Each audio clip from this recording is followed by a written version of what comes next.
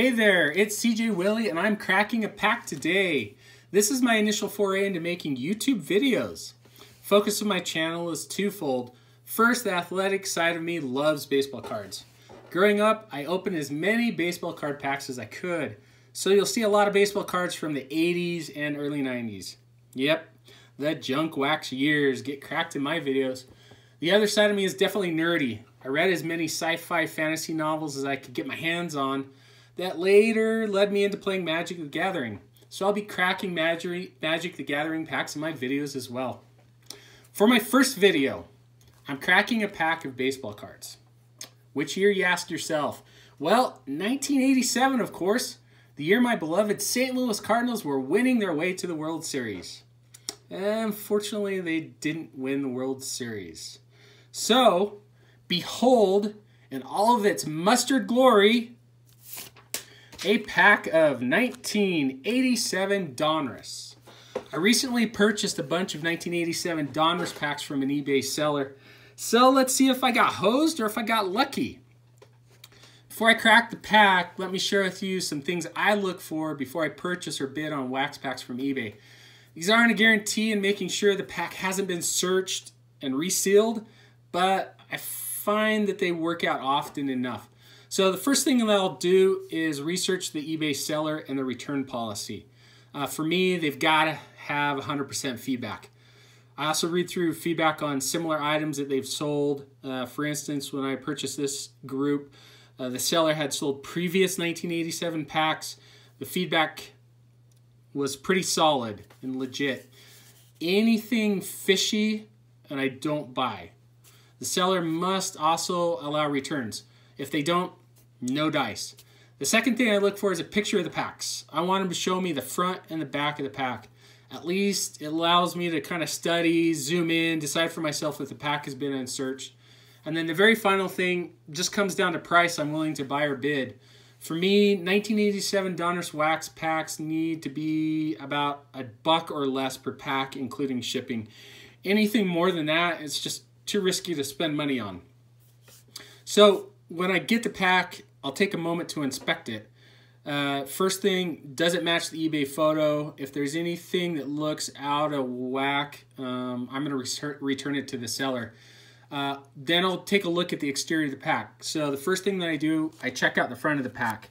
Donruss, what I found over the years is the top of the pack, you usually see kind of this ridge. And the bottom of the pack will sometimes have a ridge, or at least it'll look like it has a little bit of excess packaging. The way that Donruss packed their baseball cards back in the day, I've always found have been pretty loose. So don't be thrown off that it seems like the cards slide around in the pack. Second thing that I'll check out, let me flip it around, is the back of the pack. I look to see if the seal doesn't have any tampering. It looks like it's pretty flat, looks like it's connected to the pack. I will also look for staining around the edges, especially browning or yellowing staining. What that means is they opened up the pack, took the cards out, searched it, put the cards back in, and then used like a hot iron to reseal the wax. Also, if they try to use like Elmer's glue, a glue stick, any sort of other glue, they can't get away from the staining that the glue does on the back of the pack. The other thing that you'll see, and it's kind of hard to show, but when the packs are factory sealed, there's a roller that goes over top of the pack, and it leaves little indentions on the back of the pack in the wax. And usually you'll see anywhere from 4 to 8 lines, and they run horizontally. When you look at the pack really close, if those lines run straight, so there's no breaks or they're not shifted from side to side on either side of the pack, chances are that the pack hasn't been open. Final thing that I'll check out are the corners. So especially with 1987 Donruss, the nifty kind of yellow mustard looking pack, if they've opened the pack and resealed it, there's a couple of things you'll notice. There'll be white flaking and cracking along the pack. And it's extremely hard once they've opened the pack and put the cards back in to get it to match and not have it show that white flaking that would happen in the corners. So in looking at these packs that I brought from the seller, all the criteria matched. In fact, before recording this first video, I opened a pack and it had a Will Clark rookie card in it. So I'm pretty sure that this group of packs that I brought from this seller is legit. So on my channel, one of the things that I'm going to do is, as I crack the pack, I want to choose what the best card of the pack is. I'm not going to go by, oh, it's an awesome rookie, or it's a superstar, or a Hall of Famer. To me, the best card of the pack could be like a really goofy photo, or it could be something interesting about that player, or maybe some sort of a memory I had of that player from the 1980s. All right, enough talk. Let's get to cracking this pack. So we'll go ahead and crack it open. Looks like it's opening pretty good. Doesn't seem to have any issues with the seal. Okay, let's start with the puzzle piece. So 1987 Donruss came with Roberto Clemente puzzle pieces. I always found it fun to collect all the puzzle pieces, put them together, and then frame the puzzle. It was just kind of a fun thing to do as a kid. All right, our first card out of the pack, Dave Kingman. Now you can see right off the bat with the black border, there's going to be, in some of the cards, you're going to have straight out of the pack damage. That's really not uncommon for 1987 Donruss black borders. It's just going to happen. Okay, our second card, Mike Scioscia. So, former manager of the Anaheim Angels. Well, let me correct the Los Angeles Angels of Anaheim. Pretty good player back in his day. Had a couple all-star appearances. I think he was probably a better manager than he was a player. Next card in the pack, Billy Hatcher. Oh, I remember Billy Hatcher. Part of the NL West champion Houston Astros.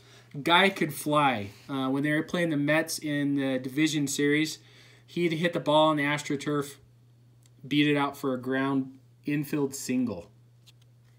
Next card we have Mickey Templeton. Spent some time as a power hitting catcher. Wasn't the best defensive catcher in the league. Most of the end of his career was spent being a designated hitter. Next pack, Joe Niekro. I love the Niekro brothers. Knuckleball pitchers. I played high school baseball. I always tried to throw a knuckleball. I couldn't get it to dance like the Niekros got theirs to dance. Shane Raleigh spent a number of years as a starting pitcher. Mark Portugal. I don't remember too much about Mark Portugal. I know that he was a starting pitcher. I don't recall, other than being on the '87 Twins that beat my St. Louis Cardinals in the World Series, not much about Mark Portugal. Tito Landrum. All right, here's a Cardinal. My memory of Tito Landrum was he was the backup that when Vince Coleman got run over by the automatic tarp at a rain delay in St. Louis, Tito Landrum became the left fielder for the rest of that series and the postseason for the Cardinals. I like to think that if Vince Coleman was playing in the World Series, the Royals don't even get close to taking the series in 7 games. Mario Duncan, speedy guy. I remember him watching on TV. He would routinely hit bunt doubles and bunt triples. Yes, you heard me right. What would happen is he was so good, he would bunt it, drag it down the third base line, and while the team was trying to wait for the ball to roll foul, Duncan just kept running. And in fact, I remember watching a Saturday game of the week on NBC, Dodgers and Cardinals. Duncan lays down a bunt along the third base line. Terry Pendleton decides to try to wait for it to roll foul. By the time he got the ball, realized what was happening, Duncan slid into third with a bunt triple. All right, next card, Drew Hall. Drew Hall, interesting player. I remember seeing cards of him early on where he had braces. And every time he'd smile, all you would see the braces in his teeth. Okay, next card, when I moved the Mariano Duncan, I took 2 at once. So Jack Clark was our card that was following Mariano Duncan. Jack Clark, loved him on the Cardinals. My favorite memory of Jack Clark, obviously 1985 Division Series, Cardinals and Dodgers. Dodgers look like they're going to win Game 6. Game 7 is in LA. More than likely, Dodgers are going to win it, go to the World Series. Clark against Niedenfuer, 3-run bomb, sends the Cardinals to the World Series to face the Royals. Bill Buckner. Bill Buckner, I hate to say it. Everyone knows. 1986 World Series, Red Sox and Mets. What could have been if Bill Buckner hadn't hobbled and failed miserably to field the ground ball? Okay, last 2 cards. Second to last card. John Denny, pitcher. I remember him with the St. Louis Cardinals early in the 70s. He had a little bit of success with the Phillies after he left the Cardinals. I believe he won the Cy Young Award in either 1983 or 84. Our final card is Keith Moreland Diamond Kings. This was one of my favorite subsets of the Donruss baseball sets in the earlier 80s through the start of the 90s. Eventually it became an insert set, but I love the look and feel of the Diamond Kings subset series. So for me, after reviewing this pack, my favorite card, or in my opinion, the best card of this pack, yeah, I'm a homer, I admit it, it's Tito Landrum. Oh, what could have been if Vince Coleman, the fastest man in baseball in 1985, doesn't get caught by the automatic tarp in Game 3 of the division series against Los Angeles Dodgers. However, if you read up on it, Tito Landrum was a clutch postseason player for the Cardinals in 1985. He definitely did pick up the slack. It just wasn't enough to help them win the World Series. So we've cracked this pack.